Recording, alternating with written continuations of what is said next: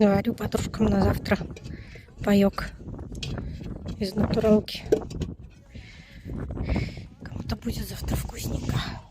Заодно подогреюсь возле кострика. Кайф.